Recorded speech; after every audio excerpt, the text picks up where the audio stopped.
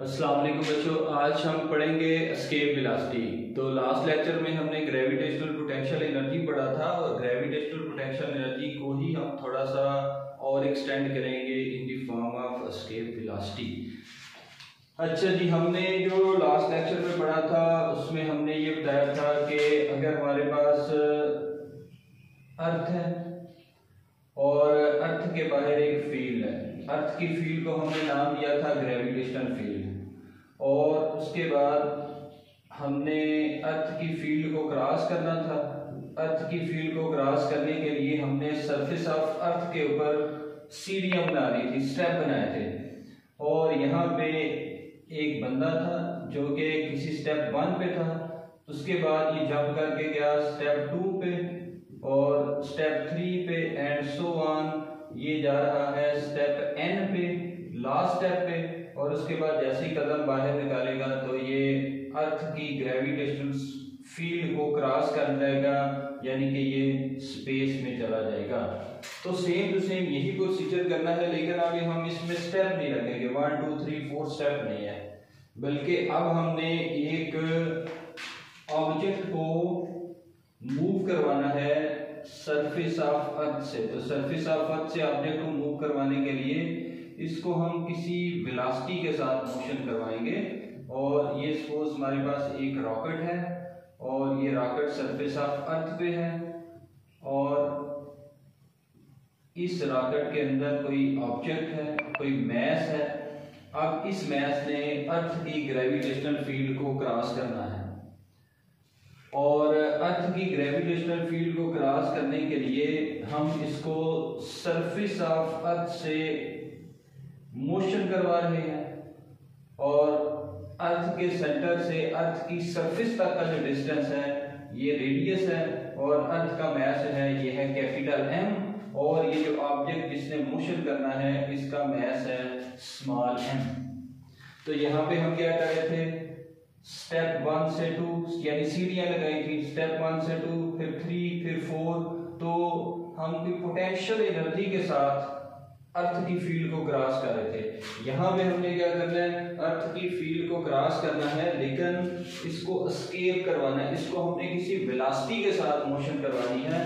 तो ये जो ऑब्जेक्ट मोशन करेगा, ये जिस वेलोसिटी के साथ मोशन करेगा उस वेलोसिटी का नाम है एस्केप वेलोसिटी, और जब ये ऑब्जेक्ट किसी वेलोसिटी के साथ मूव कर रहा है तो ये जो एस्केप वेलोसिटी होगी, ताकि ये अर्थ की फील्ड को क्रॉस करे, इस एस्केप वेलोसिटी को हमने ढूंढना है, इस एस्केप वेलोसिटी को हमने फाइंड करना है।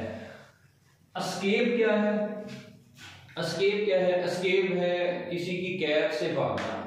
तो वो वेलोसिटी जो हमें या ऑब्जेक्ट को किस कैद से बाहर भगा के लेके जाएगी वो है ग्रेविटेशनल फील्ड। तो ग्रेविटेशनल फील्ड ने क्या किया हुआ है, ये जो अर्थ की ग्रेविटेशनल फील्ड है, इस ग्रेविटेशनल फील्ड ने क्या किया है, इस ग्रेविटेशनल फील्ड ने इस ऑब्जेक्ट को कैद करके रखा हुआ है। तो अर्थ की ग्रेविटेशनल फील्ड की कैद से बाहर भागना है। अब ये बंदा जिस स्पीड के साथ यहाँ से बाहर जा रहा है, ये वेलोसिटी एस्केप वेलोसिटी है। तो अब हम एस्केप वेलोसिटी को स्टार्ट करते हैं, इसकी डेफिनेशन पढ़ते हैं। सबसे पहले एस्केप वेलोसिटी की डेफिनेशन है the initial velocity of an object. कौन सा ऑब्जेक्ट? वो ऑब्जेक्ट जिसने अर्थ की फील्ड से क्रॉस करना है, जिसका मैस हमने स्मॉल m लिया है, उसके पास जो वेलोसिटी होगी, the initial velocity of an object, object की वो velocity with which it goes out, इसने बाहर निकलना है। कहां से बाहर निकलना है? अर्थ ग्रेविटेशनल फील्ड, वो वेलोसिटी जिसके साथ ऑब्जेक्ट अर्थ की ग्रेविटेशनल फील्ड से बाहर निकलेगा is known as escape velocity. ये हमारे पास डेफिनेशन आ गई। तो अर्थ की ग्रेविटेशनल फील्ड से बाहर निकलने के लिए जो वेलोसिटी चाहिए उस वेलोसिटी का नाम क्या है? Escape velocity. अब अगली बात यह है कि हमने जो लास्ट लेक्चर था उसमें ये देखा था कि अगर एक ऑब्जेक्ट सरफेस ऑफ अर्थ पे है, सेंटर से सरफेस ऑफ अर्थ तक का डिस्टेंस रेडियस था, और इसके पास जो पोटेंशियल एनर्जी है इसकी वैल्यू हमने रखी थी -g capital M small m divided by capital R। तो ये सरफेस ऑफ अर्थ पे ग्रेविटेशनल पोटेंशियल एनर्जी है। उसके बाद ये ऑब्जेक्ट जब स्पेस में चला जाएगा, जब इस ऑब्जेक्ट ने यहाँ से मोशन करके कहाँ पे जाना है, एस्केप कर जाना है, इस ऑब्जेक्ट ने स्पेस में चले जाना है। जैसे ये ऑब्जेक्ट किसी स्पेस में जाएगा तो स्पेस पे इस ऑब्जेक्ट के पास, स्पेस में इस ऑब्जेक्ट के पास, इस मैस के पास जो ग्रेविटेशनल पोटेंशियल एनर्जी होगी ये जीरो हो जाएगी। तो ग्रेविटेशनल पोटेंशियल एनर्जी कहाँ पे, सरफेस ऑफ अर्थ पे क्या है, -g capital M small m बटा R। और जब ये ऑब्जेक्ट कहाँ पे पहुंचेगा भाई, ऑब्जेक्ट जब पहुंच गया किसी Rn डिस्टेंस पे, और Rn डिस्टेंस क्या है, इन्फिनिटी डिस्टेंस। तो अगर आपके पास ग्रेविटेशनल पोटेंशियल एनर्जी का अगर आपको फार्मूला याद हो तो उसमें हमने लिखा था -g capital M small m divided by R, जो हमारा ग्रेविटेशनल पोटेंशियल एनर्जी वाला लेक्चर था उसमें हमने ये प्रूव किया था। तो अब इस R की वैल्यू, ये जो R है, इस R की वैल्यू को अब हमने कितना लेना है, अगर हम R की वैल्यू को लिख लें इन्फिनिटी, R की वैल्यू कितनी भाई, R की वैल्यू है इन्फिनिटी, और 1/इन्फिनिटी कितना होता है, 1/इन्फिनिटी तो 0 होता है। तो ये वैल्यू क्या बन जाएगी, ये वैल्यू हमारे पास आ जाएगी 0। तो इसका मतलब अगर हम gravitational potential energy eight infinite distance देखें तो इसका आंसर क्या है, वो है 0। तो ये हमारा सरफेस ऑफ अर्थ पहला पॉइंट। स्पेस यानी कि ग्रेविटेशनल फील्ड को जब हमने क्रॉस कर लेना है, go out of earth's gravitational field, तो जब हम स्पेस में पहुंच गए तो उस वक्त हमारे पास ग्रेविटेशनल पोटेंशियल एनर्जी के आगे 0, ये आपके पास आ गई इनिशियल वैल्यू, ये आपके पास इनिशियल है, और ये आपके पास है फाइनल। इन दोनों को हमने यूज करना है और एस्केप वेलोसिटी जो है इसको फाइंड करना है। अच्छा, अब अगली बात जो हम डिस्कस करेंगे एस्केप वेलोसिटी की डेरिवेशन के लिए, वो है पहला और आखिरी पॉइंट। यहां पे ग्रेविटेशनल पोटेंशियल एनर्जी क्या होगी, the gravitational potential energy at surface of earth, earth की सरफेस पे ग्रेविटेशनल पोटेंशियल एनर्जी, इसकी वैल्यू क्या है, -g capital M small m divided by R। तो ये हमने प्रूव किया था। और उसके बाद है gravitational potential energy eight infinite distance, जब हम इस ऑब्जेक्ट को यहां से उड़ा के स्पेस में लेके जाएंगे, इस पॉइंट पे ग्रेविटेशनल पोटेंशियल एनर्जी की वैल्यू क्या हो जाएगी, वो 0 हो जाएगी। तो वो हमने लिख दिया, वो है 0। अब हमें दो पॉइंट मिल गए, एक हमारा इनिशियल, एक हमारा फाइनल है। तो इनिशियल और फाइनल का अगर हम डिफरेंस निकालें तो हमें दो पॉइंट के बीच में पोटेंशियल एनर्जी का डिफरेंस मिल जाएगा। The change in potential energy, change लिख लें या इसकी जगह लिख लो इंक्रीज, एक ही बात है। चेंज लिख लें या इसकी जगह आपने क्या लिख लेना है, increase, increase in gravitational potential energy. तो ये हम कैसे लिखेंगे, ये हम लिखेंगे final gravitational potential energy minus initial gravitational potential energy. तो फाइनल पे वैल्यू क्या है, 0, ये माइनस फार्मूले का, और initial gravitational potential energy -Gmm/R। तो ये हमारे पास फाइनल माइनस इनिशियल, ये final value 0, initial value -Gmm/R, इनका डिफरेंस लेंगे तो हमें इन दो पॉइंट के बीच में चेंज इन पोटेंशियल एनर्जी मिल जाएगी। तो अब जो change in gravitational potential energy है ये फिर क्या बनेगी, so change in gravitational potential energy equal to minus multiply by minus plus और 0 प्लस समथिंग, यही वैल्यू आ जाएगी G capital M small m divided by capital R, इसको बोले इक्वेशन नंबर 1। अब ये जो आपके पास इन दो पॉइंट के बीच में जो चेंज इन पोटेंशियल एनर्जी मिली है, ये change in potential energy kinetic energy produce करवाएगी, क्योंकि हमें ये पता है कि एनर्जी एक फॉर्म से दूसरी फॉर्म में कन्वर्ट होती है। This change in gravitational potential energy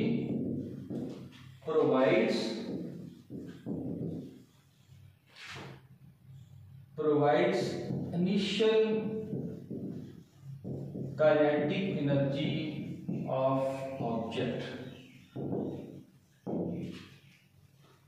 तो अब चेंज इन पोटेंशियल एनर्जी ने क्या किया अभी? चेंज इन पोटेंशियल एनर्जी, कौन सी potential energy? Gravitational potential energy. इसने बेटा क्या किया? इसने एक इनिशियल काइनेटिक एनर्जी प्रोवाइड कर दी। तो इनिशियल काइनेटिक एनर्जी आ गई। ये जो एनर्जी चेंज होगी, ये एनर्जी चेंज क्या करेगी? इस मैस को मोशन करवाएगी। ये मैस जिस वेलोसिटी के साथ जा रहा है वो वेलोसिटी v है, और साथ में हमने लिखा हुआ है ESC एस्केप। तो v एस्केप, तो एस्केप वेलोसिटी, और मैस जब भी वेलोसिटी के साथ मोशन करेगा हमेशा काइनेटिक एनर्जी होगी। तो ये जो काइनेटिक एनर्जी का आंसर है ये क्या बन जाएगा? 1/2, उसके बाद m, उसके बाद आ जाएगा v², और इसको डिफरेंट करने के लिए साथ लिख लें एस्केप, कि ये एस्केप वेलोसिटी के साथ मोशन कर रहा है object, equal to change in kinetic energy, वो तो हमने इक्वेशन नंबर 1 में फाइंड कर लिया। तो ये आप लिख लो G capital M small m divided by capital R। तो हमने जो सॉल्व करना है वो है एस्केप वेलोसिटी। तो अब अगर आप फार्मूला देखो, इसमें आपके पास क्या है? आपके पास एस्केप वेलोसिटी है, यही तो हम फाइंड करना चाह रहे हैं। अब क्या होगा? एक मैस से कट गया, मैस से कट गया, 2 डिवाइड राइट साइड पे जाके मल्टीप्लाई हो जाएगा, तो 2G capital M divided by capital R। Left side पे क्या बचा? V एस्केप का स्क्वायर। हमने फाइंड क्या करना है? हमने एस्केप वेलोसिटी फाइंड करनी है, ना कि एस्केप वेलोसिटी का स्क्वायर फाइंड करना है। तो अब आप लिख लो जरा, बोथ साइड पे आप स्क्वायर रूट ले लें। जब आप बोथ साइड पे स्क्वायर रूट ले लोगे, चलो अगले स्टेप में लिख लेते हैं, v एस्केप का square equal to square root 2G capital M divided by R। ये बेटा कट गया। अब आपके पास जो वैल्यू बची वो है escape velocity, v escape equal to square root 2G small capital G यानी gravitational constant multiply by mass of earth divided by radius of earth, इसको बोले इक्वेशन नंबर 2। यहाँ पे हमने फाइंड कर लिया एस्केप वेलोसिटी। अब ये एस्केप वेलोसिटी को अगर आप देखो तो एस्केप वेलोसिटी के पास जो डिपेंडेंस है वो है एक तो सरफेस ऑफ अर्थ की, सॉरी रेडियस ऑफ अर्थ की, तो अर्थ की डायमेंशन, उसके बाद ग्रेविटेशनल कांस्टेंट, उसके बाद मास ऑफ अर्थ, यानी कि ये राइट साइड पे जो भी है ये सारा कुछ है प्लैनेट के बारे में। वो प्लैनेट जिसकी फील्ड से इस ऑब्जेक्ट ने क्रॉस करना है। ये जो ऑब्जेक्ट है, ये ऑब्जेक्ट किसकी फील्ड से क्रॉस कर रहा है? अर्थ की फील्ड को क्रॉस कर रहा है। तो अर्थ की इंफॉर्मेशन, अगर यहाँ पे अर्थ की जगह मून होना तो यहाँ पे फिर डायमेंशन या जो वैल्यूज बनेगी, जो वेरिएबल्स आएंगे, जो इंफॉर्मेशन आएगी वो किसकी आएगी? वो मून की आएगी। जो भी प्लैनेट होगा उस प्लैनेट की यहाँ पे इंफॉर्मेशन आएगी। इसका मतलब यहाँ पे आप छोटा मैस दो बड़ा मैस दो उससे कोई फर्क नहीं पड़ने वाला। तो इसकी डिपेंडेंस नहीं आ रही, इसकी डिपेंडेंस आ रही है। अच्छा जनाब, अब अगली बात वो है कि ये जो ऑब्जेक्ट मोशन करके जा रहा था, ये जो ऑब्जेक्ट सरफेस ऑफ अर्थ पे पड़ा हुआ है, जब ऑब्जेक्ट सरफेस ऑफ अर्थ पे है तो अर्थ इस मैस को अपने सेंटर की तरफ अट्रैक्ट भी तो कर रही है। तो जब अर्थ मैस को अपने सेंटर की तरफ अट्रैक्ट कर रही है तो इस केस में जो फोर्स बनेगी वो होगी ग्रेविटेशनल पुल ऑफ अर्थ, जिसको हम वेट बोलेंगे। और एक तो ये बात होगी कि यहाँ पे क्या है, एक वेट जनरेट हो गया, और वेट क्या है, W equal to mg।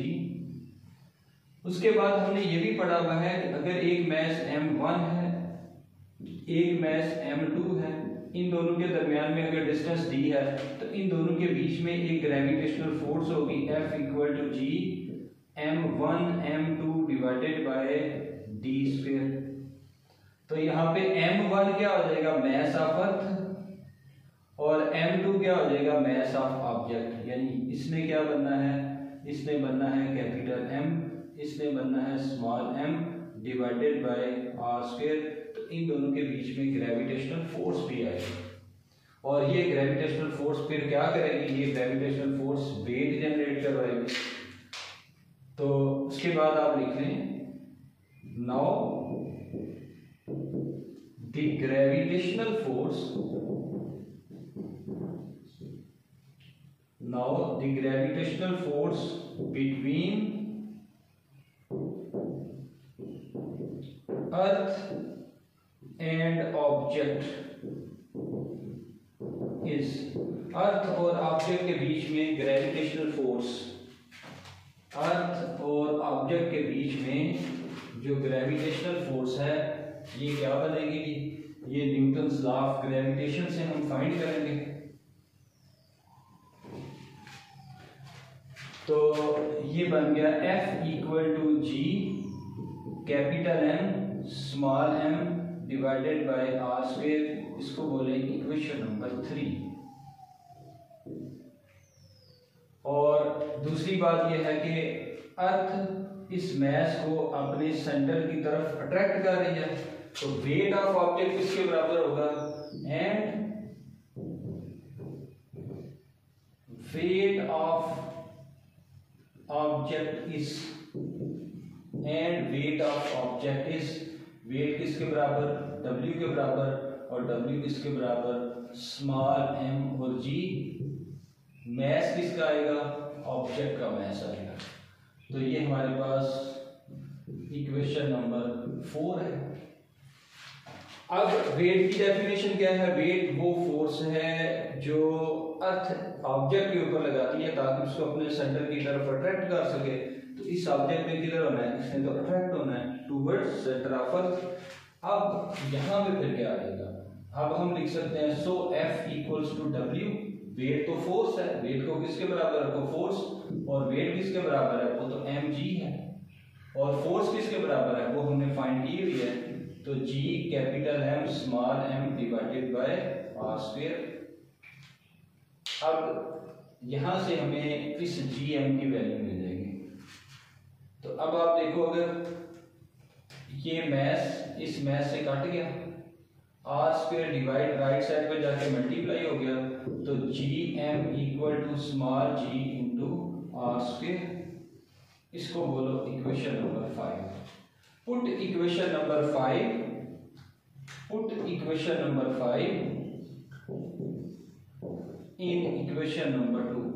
Equation 5 को आपने 2 में पुट कर लेना है यहाँ पे। तो आपके पास इक्वेशन नंबर 2 फिर क्या बनी, इक्वेशन नंबर 2 आ गया v escape, escape velocity equal to square root 2 gm की जगह क्या आ जाएगा, g r square divided by capital R। ये बेटा इससे कट गया, तो अब आपके पास एस्केप वेलोसिटी क्या आ जाएगी, square root 2g into r। अब क्या वैल्यू बनेगी, g की वैल्यू होती है 9.8 मीटर पर सेकंड स्क्वायर, रेडियस ऑफ अर्थ की वैल्यू है 6.4 इंटू 10⁶ मीटर।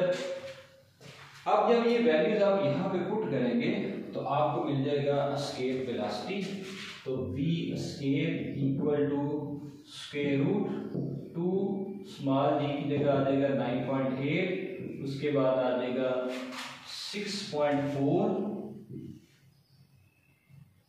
6.4 इंटू 10⁶।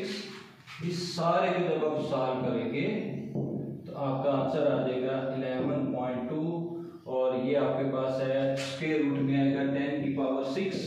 इस 10⁶ को लिख सकते हैं 10�3, इसका स्क्वायर रूट, ये कट गया, आंसर आ गया 10�3। तो यहाँ पे आ जाएगा 10�3। तो 10�3 कितना होता है? 10�3 होता है किलो।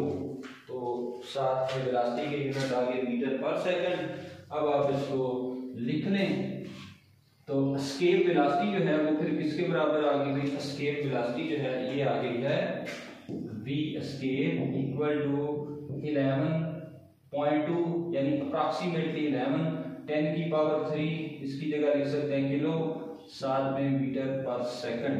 तो ये हमारा जी आंसर आ गया, और ये अर्थ के लिए एस्केप वेलोसिटी की वैल्यू है।